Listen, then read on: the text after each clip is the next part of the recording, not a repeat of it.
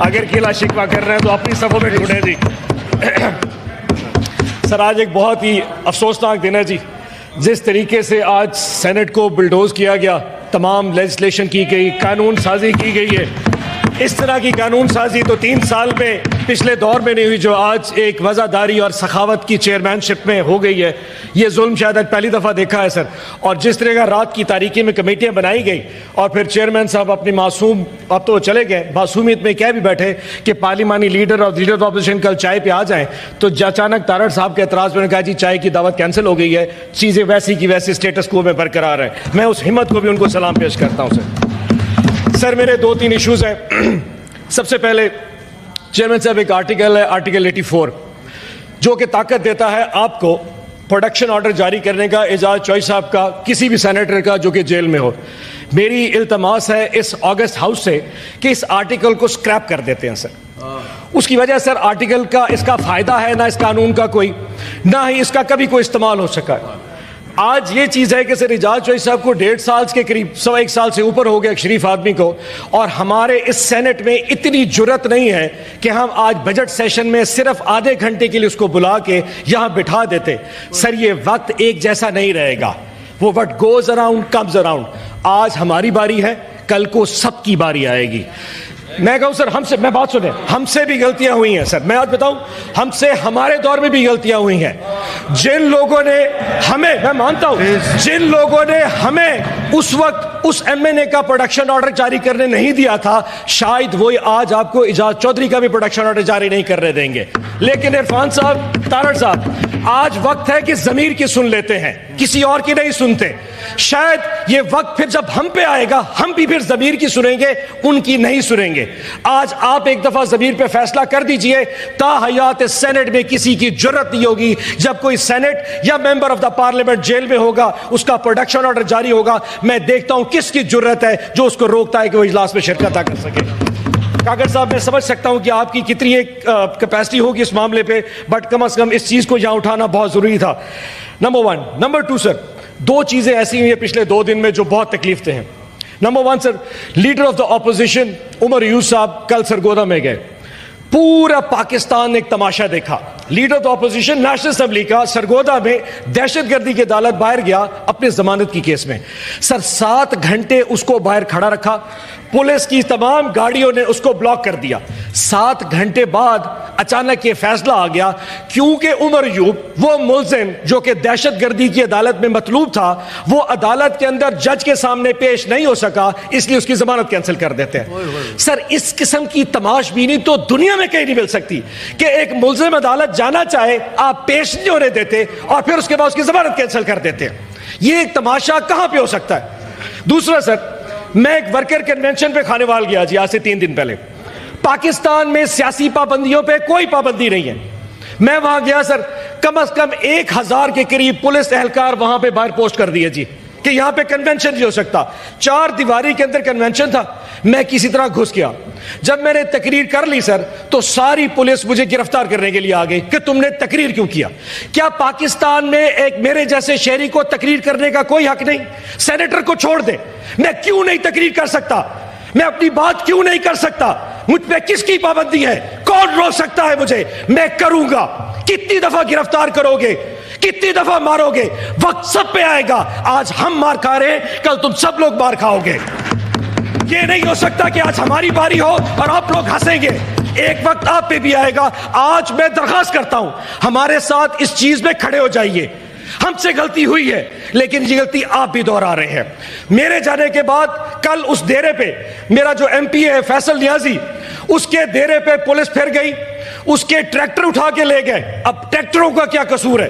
ٹریکٹروں کے ٹائر پھاڑ دیے, ٹرانسفارمر ٹویل کے اتار کے پھینک دیے, اس کے مزدور اٹھا کے لے گئے, اس کے جو مستاجر جس کو ٹیننٹ کہتے ہیں وہ اٹھا کے لے گئے.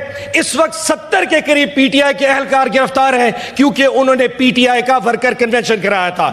یہ کون سی جمہوریت ہے جس میں آپ کنونشن نہیں کر سکتے, تقریر نہیں کر سکتے, اپنی بات نہیں کر سکتے, میں کروں گا عمران خان کا نام لوں گا, میں 1001 دفعہ عمران خان کا نام لوں گا. کب تک میری زبان بند کریں گے؟ نہیں کہوں گا وہ بانی پی ٹی آئی ہے, اس کا نام عمران خان ہے اور وہ پاکستان کی جان ہے. کاٹ کے دکھاؤ کتنا P T M beep beep beep کر رہا ہوگا.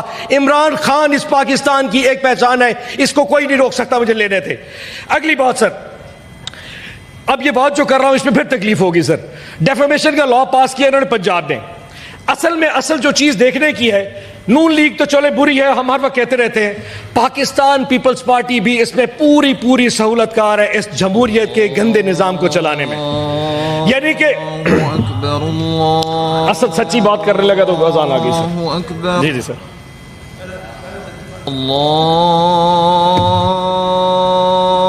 اکبر اللہ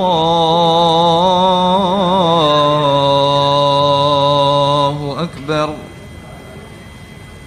اشہد ان لا الہ الا اللہ.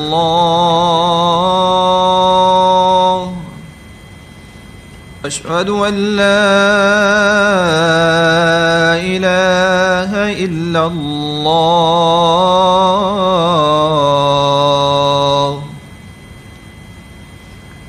اشہد ان محمد رسول اللہ.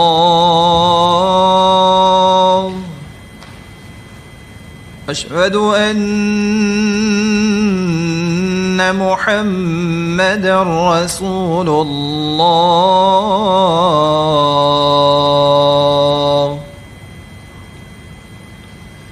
حی علی الصلاة.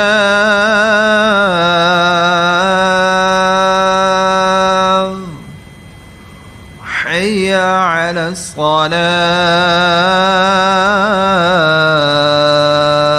الصلاة. حی علی الفلاح.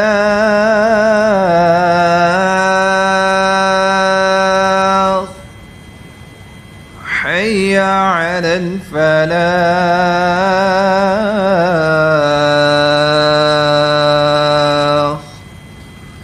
اللہ اکبر اللہ اکبر. لا الہ الا اللہ.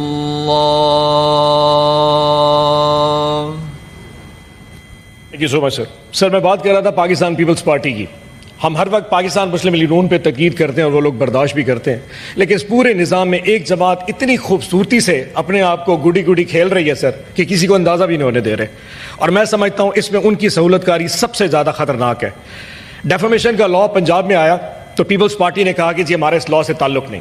جو ان کے وہاں پہ لیڈر آف دا ہاؤس ہیں یا جو پارلیمانی لیڈر ہیں, انہوں نے کہا جی پاکستان پیپلز پارٹی اس کو ڈیفینڈ نہیں کرے گی. قانون وہاں پہ نون لیگ نے پاس کروا دیا. جس دن پاس کروایا گورنر سے سائن کروانا تھا. اتنی کمال خوبصورتی سے پاکستان پیپلز پارٹی نے اپنے گورنر کو دبئی چھٹی کے لیے بھیج دیا, اور مجھے یقین ہے اس کے ٹکٹ کے پیسے پاکستان مسلم لیگ نون نے ادا کیے ہوں گے. وہاں 5 اسٹار میں ہوٹل کی اسٹے کری ہے. 1 ہفتے کے لیے وہ صاحب بہادر دبئی چلے گئے, اور جب وہ دبئی, صاحب بات تو کرنے دے, ڈیفیمیشن لا میں 30 لاکھ جرمانہ نہ کرا دیجیے گا. جب وہ جو واپس دبئی چلے گئے تو پیچھے میں جس اسپیکر نے اپنے پارلیمنٹ پنجاب کی اس اسمبلی میں وہ لا پاس کیا تھا, وہ آرام سے گاڑی پہ سوار ہوتے اور وہاں سے اسمبلی سے نکل کے گورنر ہاؤس میں قائم مقام گورنر بنتے ہیں اور آرام سے سائن کر کے واپس چلے جاتے ہیں. اور جیسے ہی واپس اسپیکر ہاؤس پہنچتے ہیں گورنر صاحب دبئی سے پھر لینڈ کر جاتے ہیں. اور پھر اوپر سے پیپلز پارٹی کا بیان آتا ہے کہ ڈیفیمیشن لا میں پاکستان پیپلز پارٹی بالکل کردار ادا نہیں. سر یہ وہ جماعت ہے جس کی آج سٹیٹمنٹ آئی ہے کہ ہم سے بجٹ کے بارے میں نہیں پوچھا گیا, ہم سے بجٹ پہ کوئی سفارشات نہیں لی گئی.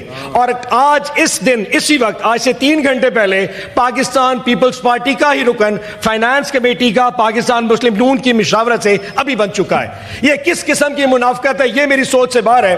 اور اسی پاکستان پیپلز پارٹی کی ایک ہماری ریسپیکٹیبل جو خاتون ہے, ان کو پلاننگ اینڈ ڈیولپمنٹ کا, یعنی کہ ہر وہ چیز جو پاکستان پیپلز پارٹی کو چاہیے وہ آرام سے آئینی عہدے بھی لے لیتی ہے, وہ اسٹینڈنگ کمیٹی کی چیئرمینی بھی لے لیتی ہے, وہ گورنر بھی لیتی ہے, لیکن جب گند کی باری آتی ہے ہمارا اس سے کوئی تعلق نہیں ہے, کیونکہ شاید کسی دن اگر بلاول بھٹو زرداری صاحب کا موڈ کیا تو انہوں نے اس حکومت کو گرانے کا جو ایک پلان بنا رکھا ہے اس کی ایگزیکیوشن کا ٹائم آ جائے گا.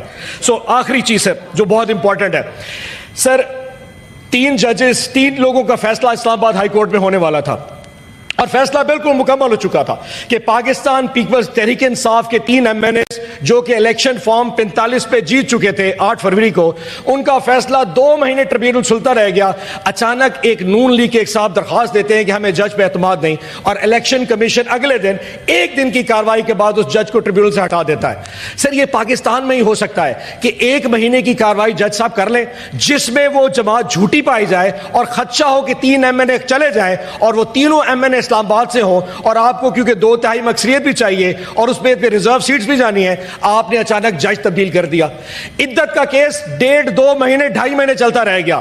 جس دن جج صاحب نے فیصلہ کرنا تھا اس دن جج صاحب کہتے ہیں اوہ ہو مجھے یاد آ گیا, میں تو اس کورٹ میں بیٹھنے کا اہل ہی نہیں ہوں, مجھے فوراً جو ہے نا یہاں سے ہٹا دیا جائے, یہ فیملی کورٹ بھیج. جب جج صاحب وہاں پہ بیٹھنے کے وہاں پہ مجاز نہیں ہے, جب وہ کیس سن نہیں سکتے عدت کا, تو پھر آخر سزا میں اس شخص کو اور اس کی بیوی کو پھر 7 سال کی سزا کس چیز کی دی گئی ہے؟ یہ کون سا قانون ہے کہ جج تو سننے کا اہل نہیں ہے لیکن ملزم 7 سال جیل میں رہے گا؟ سر یہ قانون نہیں چل رہا, یا انصاف نہیں چل رہا, یا جنگل کا قانون چل رہا ہے.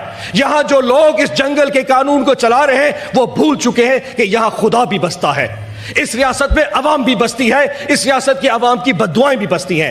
وہ وقت پھر یاد رکھیے گا, یہ وقت سب کا تبدیل ہوگا. بڑے بڑے فرعون آئے تھے, سب کا ٹائم ختم ہو گیا, آپ کا ٹائم بھی ختم ہو جائے گا. یہ یاد رکھیے. یہ جتنے لوگ اس وقت پنجاب کی جیلوں اور پاکستان کی جیلوں میں, ہماری جتنی خواتین, ڈاکٹر یاسمین, عالیہ حمزہ, سنم جاوید, یہ جتنے لوگ, اجاز چودھری, عمر چیمہ, محمود رشید, یہ جتنے لوگ جیلوں میں پڑے ہیں, ان کی فیملیز آپ کے لیے کون سی بددعائیں کریں گے, یاد رکھیے گا. اگر آپ اپنی تکلیفوں کو روتے ہیں تو ہماری تکلیف کو بتائیے. جب ہمیں یہ دیکھ کے 9 مئی کر کے ڈرایا جاتا ہے, ہمیں سب سمجھ لگتی ہے آخر کب تک یہ پاکستان اس کے پیچھے چھپتا رہے گا. جناب اسپیکر, آخری بات, مجھے پتا میرا ٹائم پورا ہو گیا, آخری بات. آج ہم پارلیمانی پارٹی کے اجلاس کے لیے اپنے پارلیمانی لیڈر کے دفتر میں گئے تو پتہ لگا ان کے اسٹاف کو باہر نکال دیا. اب وہ جو دفتر ہے اس میں مشکل سے 8 سینیٹرز آتے ہیں, لیکن غلطی سے ہم 20 سینیٹر پی ٹی آئی سے منتخب ہو چکے ہیں. یا تو جناب والا ہمیں دفتر بڑا دے دے یا ہمارے سینیٹرز کم کر دیں, کیونکہ ادروائز اس کمرے میں بیٹھ کے یہ میٹنگ نہیں ہو سکتی. اب یہ چوائس آپ کے پاس ہے کہ ہمیں مارنا ہے یا دفتر بڑا کرنا ہے. آپ آج کے دن میں یہ رولنگ دے دیں کہ جو دفتر آپ کو میرے خیال میں دے دیا وہ ہمیں دفتر بڑا دے دیا جائے. اور اس ٹائم کے ساتھ تھینک یو سو مچ. ایک ریکویسٹ سر میرے تمام دوستوں کی ہے, آپ کیونکہ آج اس ہاؤس کو چیئر کر رہے ہیں, آپ کے پاس بھی وقت کی کمی نہیں ہے, آپ کا سٹاف بھی بہت فریش آ رہا ہے, اگلے 4 گھنٹے آپ نے اجلاس چلانا ہے کیونکہ سب نے تقریریں کر رہی ہے. تھینک یو سو مچ. السلام علیکم. جی سینیٹر ایمل ولی خان صاحب.